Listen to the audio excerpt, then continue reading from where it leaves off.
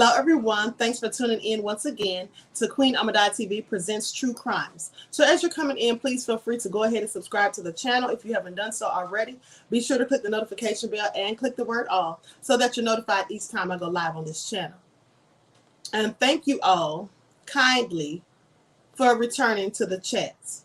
So let's get into it, people. Let's get into it. Okay. Now, this is a nefarious story. Oprah actually did a story on this called Shattered Lies. All right. This is the story of Clara Harris, who murdered her husband, who was cheating and lying. She murdered her husband, David Lynn Harris. Okay. It was a tragic tale. Now, so they got married and they both decided to, get a business where they could work together or they could help one another build clientele. So she was a dentist. Her husband was an orthodontist, right? And so she would actually refer her clients to him. Okay. So anyway, everything was going fine. They had two lovely twin boys. And then everything just started going bad. Because you see, David started getting disinterested with his wife because she was getting a little older. Okay. I think she was like 40. And, they have been married for years. But sometimes when women get older, men don't have time for them, honey. They have to go out and find them a little young thing. That's how some of them do. Never mind, their behinds are getting old too. Okay? But so anyway, let's talk about this nefarious story. All right. So here's what happens. She starts finding out that her husband is cheating. Now, she actually hired a private investigator. Not only that, she heard whispers from people at his job that he was cheating with his secretary or somebody, right? And then actually, one of the people who worked there ended up telling her. So when they came back and told her, one of the women who worked there told her that her husband was cheating. She went and spoke to his daughter, who was 16. This wasn't her daughter. This was his daughter from a previous marriage. And she went and talked to the daughter and told her, I have something to tell you about your father. And when she told her what it was, the daughter told her, well, I already know about this. It's the talk of the office. So even his daughter knew that he was cheating. So let's get into the salacious details, people. Let's get into it. Okay, Clara says that she had frantically began an all-out campaign to save her marriage. First, she took David to a romantic piano bar because she knew that he was cheating. She knew things were going bad. She tried dyeing her hair, getting her boobs done, doing everything to try to look more, to look youthful, more younger, right? And appealing to him. So she took him to this piano bar and she told him that, they wanted to have a night out and just talk about the differences and try to get closer together. So she started working out and all of that. Now, she wanted him to leave his mistress alone or at least take a break from her. And so David agreed. Clara said that David agreed to break it off with Gail. That was the mistress.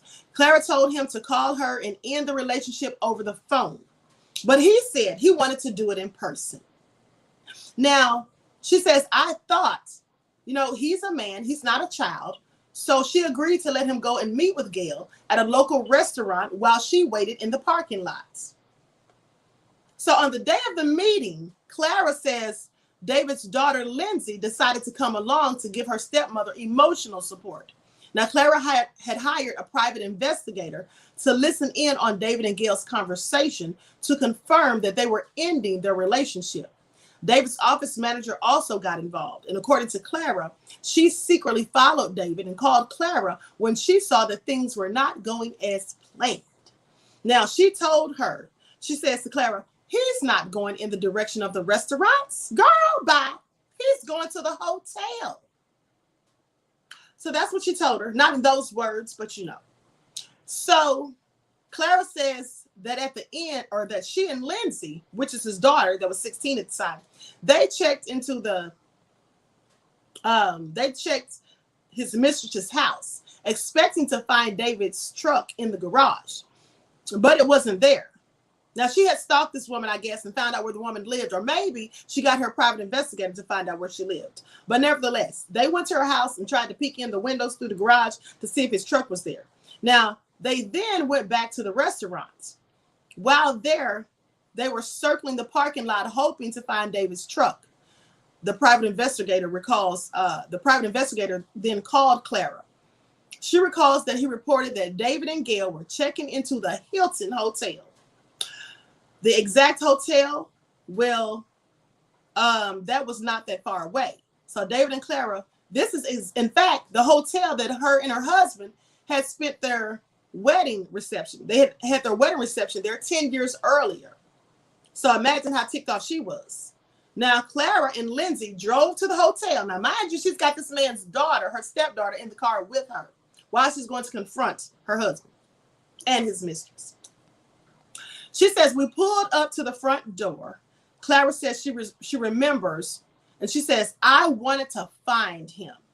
They went inside to check the hotel restaurant and even searched the bathrooms. Frantic, Clara says that Lindsay called her dad on the cell phone, making up a story that one of the twins was sick, and so that David needed to come home for the night, you know, trying to get him to stop what he was doing because she knew the stepmother was ticked off. So she's trying to get him to come home for the night right away. Well, moments later, Clara saw a couple emerge from the elevator, and it was David and his mistress, Gail, and they were holding hands, as if that didn't add insult to injury. She says he was holding her hand. This is what Clara recalls. Like he held my hand so many times. And at that moment, what I felt is just impossible to describe. There was a complete disconnection between my mind and my body. And I stopped thinking, and my actions, well, there was no connection between my brain and my actions. Clearly, she's telling lies because there was absolutely, connection between her brain and her actions. But she's saying all of this because she's telling the story and she's really trying to explain why she did what she did, basically acting as though it wasn't her fault. Hysterical, Clara lunged at Gail, the mistress. The hotel security guard eventually pulled the two women apart and forced Clara and Lindsay to leave the hotel. Now, in the parking lot, Clara says she realized that David must have ridden to the hotel with Gail because she didn't see his truck. She says, all I thought in that moment was, I need to stop that car from taking him. Clara drove her Mercedes straight toward Gail's SUV. At the last moment, she says, she turned to the side to avoid hitting the car head on. She says, I was just expecting the car to stop right there where you park, that concrete little thing. I thought the car was going to stop there, but obviously it didn't. Instead, the car, she says, picked up air. Clara says that Lindsay saw David turn back to stop the car, and that was David, she says. He always thought he was such a macho man. When Clara realized she had hit David, she says she got out of the car like a zombie. I couldn't believe David was on the floor. I had just seen him running. I couldn't understand why he was just laying down like nothing. Now, this is all just a bunch of BS, right? You all do know this. She clearly knew that she hit that man, and she says that she was trying to drive towards the car to hit it. No, honey, she was trying to hit him. She was trying to hit him. And then when she said she turned the car sideways or whatever to avoid a head-on collision, honey, she turned that car because she did a whole donuts on that man. She ran over him 3 times. But you're trying to act like you didn't know how he ended up on the ground? Okay, we believe you, girl. So now, when Oprah was talking to her, when Oprah did a segment on this, she says, tell me how you felt when the jury came back and they read the verdict and they found you guilty. She says, I didn't blame them because everything that they heard in the court is it was horrible. I hated the woman that they were describing. They only heard the prosecution side. I didn't blame them. In that moment, I don't blame them. They didn't have anything in their hands to do anything else than what they did. They never heard what really happens. Girl, they saw the video footage, honey, so they clearly know what happened, okay? She's trying to act as though she was not responsible for her actions. When people start saying stuff like, oh, my mind disconnected from my body, there was a disconnect, I had no control over my actions. Clearly, they have already done something nefarious, and they're just trying to make excuses. Now, Clara's defense team hired Steve Irwin, an accident reconstruction expert who uses high-tech imagery to recreate car crashes. Steve took more than 1,000 precise measurements and used those to create a 3D version of the crime scene. Now, using the videotape at the private investigator shot, Steve and his team mapped every single frame of the investigator's videotape in a virtual world. Steve's computer animation allowed people to see the parking lot from different angles and views that the original videotape does not show. She says, they say, we're able to then get out of the videographer's camera and gain a new perspective on the evidence and just the entirety of the scene. Judging from the view from inside Clara's Mercedes, Steve believes that Clara could not have seen David when she drove around the side of Gail's SUV. She may not have seen him right at that moment, but she knew he was on the other side of the SUV. She knew that he was driving or riding with that woman because she didn't see his truck. And she already said that. Now, at Clara's trial, the prosecutors claimed that she had repeatedly run over her husband 3 times. But according to Steve Irwin, that is not what happened. Steve claims that the tire marks from Clara's car form a 40-foot circle. So if that's true, that would mean that she could only have run over David's body once. Why didn't they just ask Lindsay? Lindsay was in the car with her. And as I recall, Lindsay kept screaming, stop, stop, you're going to hit him. Now, but according to court records, the jury never saw Steve Irwin's reenactment because the judge ruled it to be misleading and confusing. Now Clara had to appeal her case, and she wanted to bring evidence to a new trial. Well, I'm just going to tell you the rest, honey, because I clearly remember this story. I saw this on the ID channel years ago. And here's what happens. She was found guilty and sentenced to 20 years. Now, here's the thing that was crazy. The father and mother of her husband, whom she murdered, they didn't want her to go to prison. It's true. They didn't want her to go to prison. In fact, they spoke at the trial when they allowed them to give a victim impact statement. They said that the reason they didn't want her to go to prison is because their son was wrong. She'd been a good wife to him, and he was out lying and cheating.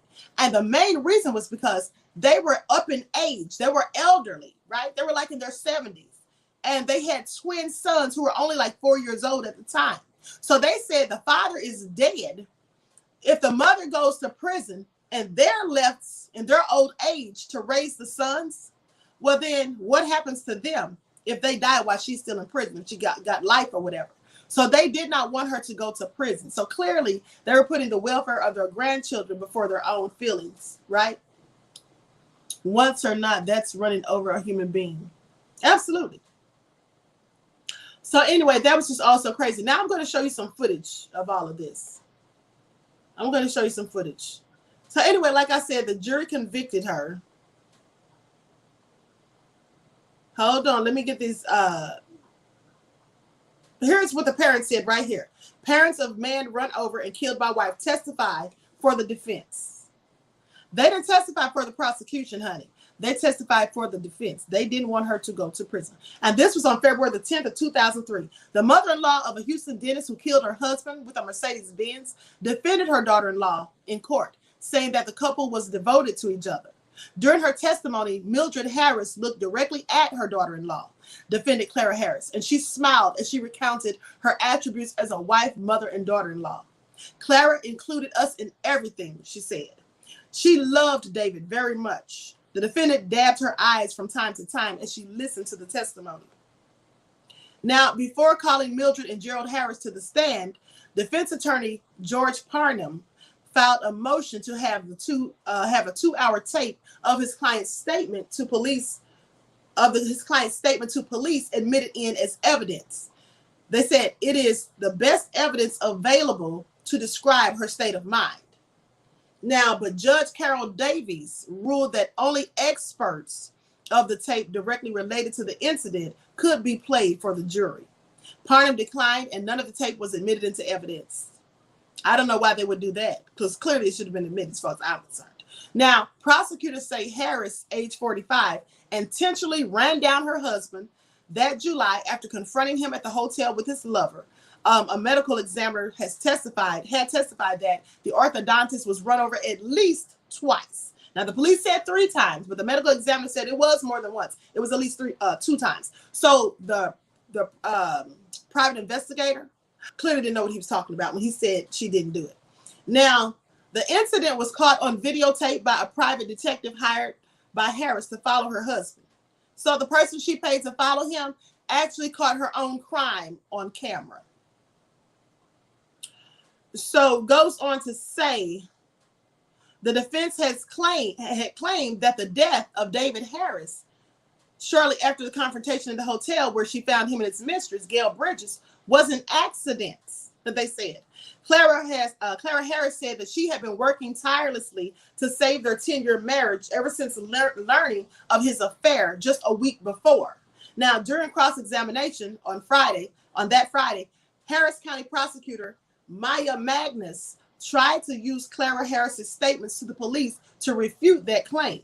She said, "Isn't it true that you told the police I was trying to separate her from him?" Magnus asked.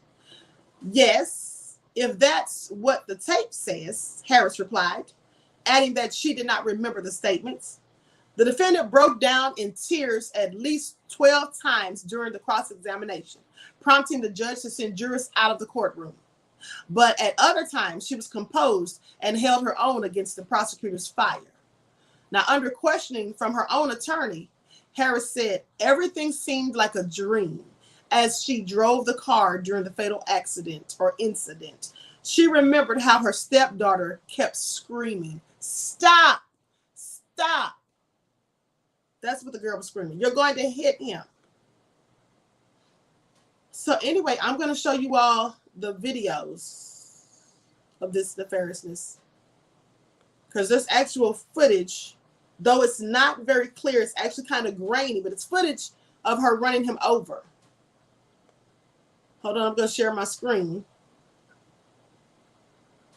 Everyone, please get those likes up. Please like and share the footage. Subscribe to the channel if you haven't done so already. Be sure to click the notification bell and click the word all so that you're notified each time I go live on this channel.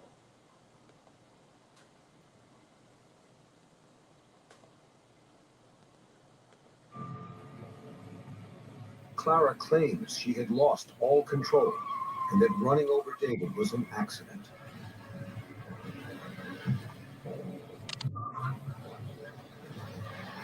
I don't think Clara Harris had any intention of killing David. And I don't think she realized that she had injured anybody that night until the car came to a stop and she saw David lying on the ground. Now, he can miss us with that, honey. He's clearly staying on code. He can miss us with it. Oh, she knew she hit him. Did you see that? She ran over him 3 times. Every time you saw her circle, she was doing, isn't that what you call a donut? She was going over him like 3 times, honey. So he can miss us with that, talking about he doesn't think she knew. Let me tell y'all something. According to the autopsy report, right, when she hit him the first time, his body fell on top of the car, like the top part of his body, top half of his body, like hit the top of her car, and his teeth were knocked out and they went flying. She knew she hit that man, okay? How could she not? Not to mention his daughter, Lindsay, 16 years old, mind you, clearly traumatized and probably feeling bad because she's one of the people who told the woman that her husband was cheating. When the mother came and told her about it, she said, "Yeah, everybody at the office knows. I've been knowing that he's been cheating." And the girl kept yelling, "Stop, stop, you're going to kill him." She knew she hit him. That's what was her intentions. Now, I can't blame her for being angry, but that's not how you react, honey. Gather your thoughts and wits about yourself and just leave. File for a divorce. This was all too much. And I'm going to tell you what made her so angry. Not only because he lied and had dinner with her and had a little romantic rendezvous and all that stuff, and then lied and told her that he's going to break it off with this woman. And he said he needs to do it on purpose, right? And so when he went to meet her supposedly at the restaurant, he goes to the hotel and they're up there laying up in the hotel. And here's the other part. Now, from the camera footage from the hotel that I don't have, but when they got into the fight at the hotel, Clara and the mistress, Gail, when they were fighting and they fell to the floor and all of that, and the hotel security came and broke it up, when they got up to walk out, her husband, he left with the mistress. He didn't leave with his wife. He didn't apologize to his wife. He had all his concern and focus on the mistress. So imagine how ticked off she was, right? So that just infuriated her even more, honey. She should have just left and went home and packed his bag and sat about on the front porch. But no, she couldn't contain her emotions. So she got in the car and she drove into him. Okay? She drove into him. And she was thinking in her mind, I'm going to kill him. I'm going to kill him. I know that's what she was thinking because that's just what she did. She ran over that man 3 times, drove completely over him. She didn't just hit him. She literally drove over him 3 times. Okay? And you can see she wasn't driving slow. Didn't you hear the wheels screeching? I'm just saying. Somebody says the side piece is lucky she didn't hit her with the car. Absolutely. Absolutely. So that was all crazy, right? That was all clearly crazy. But hold on. Let me pull up the next video.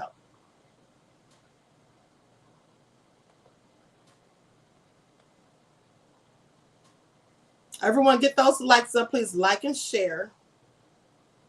Now, this is a video of the audio recording that was actually recorded by her private investigator, right?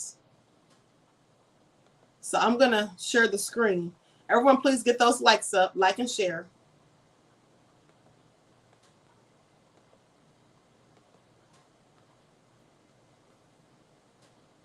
Actors and actresses do when they have to get in shape really fast for a movie. Now to a never-before broadcast audio recording that you're going to hear only on 2. This is a phone conversation between Clara Harris and the private investigator that she hired to tail her husband 15 years ago. That conversation held just 1 day after Harris ran over and killed her husband, a crime the PI actually caught on camera.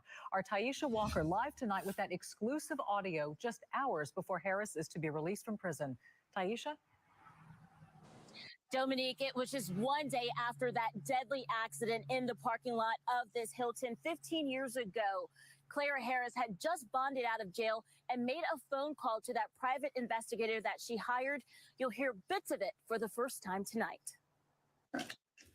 Removed from a safe. Try the ASAP. A recording few ears have heard. Since verified that you are the client, we do have your case information. That's private investigator Bobby Basha 15 years ago on the phone with then client Clara Harris, who wanted video proof her husband was cheating. If you talked to her, you would not have known she had just murdered her husband. Basha says the former dentist was calm on the phone asking for a refund 1 day after she was charged for repeatedly her husband with her Mercedes. It was in the parking lot of the Hilton Nassau Clear Lake where the PI spotted Mr. Harris with another woman. Did you plan on going to find him at the hotel when you hired us? No. I wanted to know what the conversation was going to be about. I never thought they were going to be going to the hotel. Basha denied the refund and informed Clara they were recording during the deadly accident and turned the tape over to police. Yes, ma'am. We have everything, but we don't have it in our possession because of the incident that occurred. So he was there through all the tragical part. The investigator did video everything because you hired us to video the subject. I did hear her voice crackle a little bit when she asked about the tragical events. It was the first time, but she still kept prim and proper. Basha replaying that tragic event on the eve of Clara's release from prison. And Basha did tell me that she is happy that Clara will be released from prison tomorrow, especially with it just being days before Mother's Day. As you recall, Harris does have a set of twins, but she tells me she hopes that no one makes her a hero. Reporting live in Nassau Bay, Taisha Walker for KPRC, Channel 2 News. She says she hopes no one makes her a hero. Honey, you're far from a hero. You're a cold-blooded murderer. Okay? Now, I know her husband was clearly nefarious for lying and cheating, but that's no excuse for murder. All right? I'm sorry, but it isn't. And now there's one last video I want to show you all. Hold on. Let me share my screen again. Because she was released, as you can see. And this is what someone had to say about her.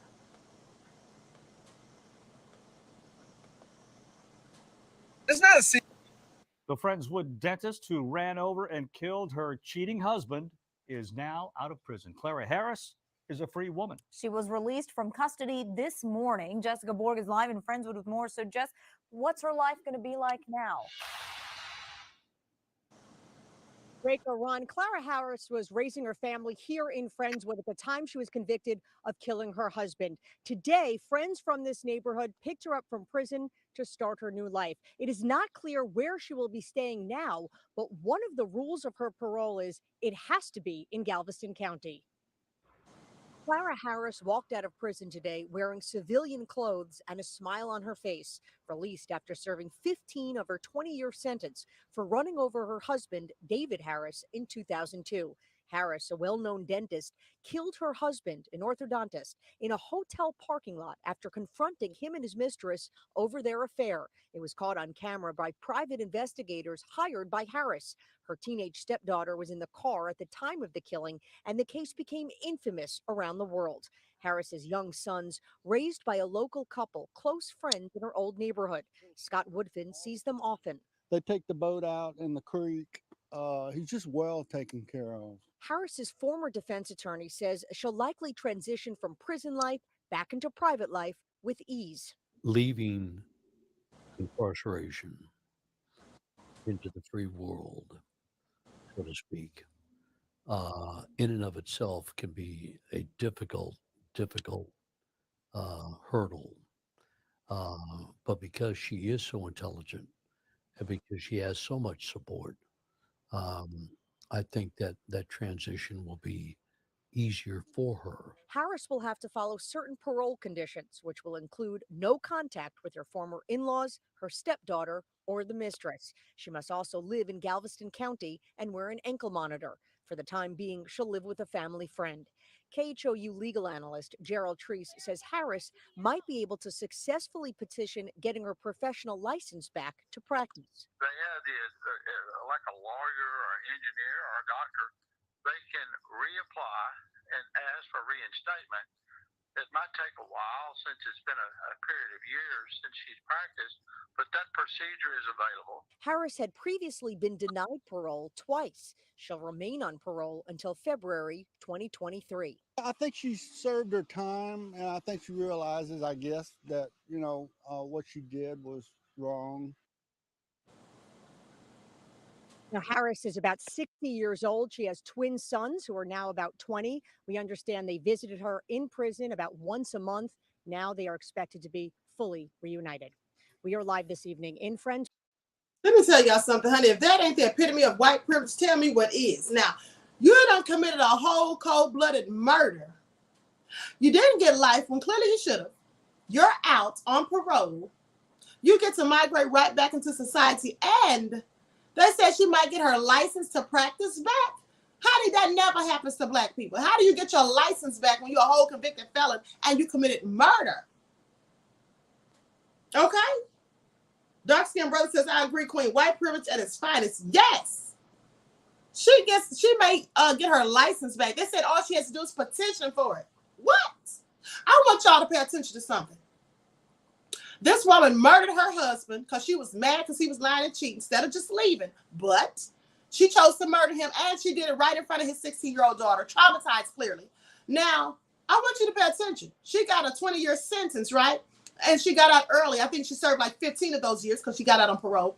But remember the black woman in Florida who had an estranged husband who was beating her? And she fired a warning shot into the air to let him know that she would shoot him if he came any closer. And they gave her 20 years for firing a warning shot in a state where they have stand your ground laws. Somebody make that make sense. Now, however, the black woman's case was, her sentence was overturned, and they ended up giving her like 5 years. But the whole point is that they had the nerve to give her 20 in the first place. She didn't even kill him. She didn't even shoot him. She fired a warning shot in a state where they have stand your ground. A husband who was abusive to her. This woman's husband never beat her. I'm just saying, make that make sense. She got the same sentence for murder, and then you get out and you get to petition to get your license to practice back. Like I always say, honey, they have two sets of justices in this country. One for them and one for us. Make it make sense. So anyway, yes, Lady J says, what the F? White privilege. Absolutely. Louise says she's white and she says so. You already know. So B. Zilla says facts. Okay. Alvin says exactly. Yeah, I remember that. Nefarious nonetheless, honey. But anyway, and they talk about angry black women. Honey, let me tell you something. If a black woman gets mad because you're lying and cheating, though, most that she's likely going to do 9 times out of 10 is just pack her stuff and leave. Or pack your stuff and make you leave. Okay? I'm just saying. Thanks. So, with that all being said, my mother used to fight over women, over her cheating husband, not me. Honey, please. Let nefarious lying people, whether it's men or women in your life, let them do what they want, honey. Don't waste your time. Honey, you don't have time to be throwing rocks at the penitentiary because somebody else wants to lie and cheat. Just pack your bags or theirs and just go on about your merry way. Because at the end of the day, it is not even worth it. Somebody lying and cheating, and then you want to do something to them, and then you end up in prison sitting in a cold drab cell with a metal toilet on a concrete floor, missing all of life that you can be living. I don't think so, honey. I don't think so. I don't think so. Okay? Nobody is worth it. Let them go, honey. All right? Please. So, Lady J says exactly. Queen Yvette says exactly. Okay? Please. Judah says, my mother has never. Okay? So, with that all being said, Ray Williams says, she's a cold-blooded murderer. Damn white privilege. Anyway, with that all being said, I want to thank you all for tuning in once again to Queen Amidala TV Presents True Crimes. So as you're leaving, make sure you like and share this video. Subscribe to the channel if you haven't done so. And don't forget to tune in at 6 p.m. Eastern Standard Time to Authentic Black Goddess TV or the Queen EST TV show. Okay, I'm going to be talking about the baby, you know, all that stuff going on with those comments that he made, right? And Ed Buck also. We're going to be talking about Ed Buck at first at 6 o'clock, and then at 6:30, we're going to talk about the baby. All right? So Princess Keisha says, Queen, I love you. And I love you right, Black beloved. So thank you all for tuning in, and I hope to see you all in the next chat at 6 p.m. Peace.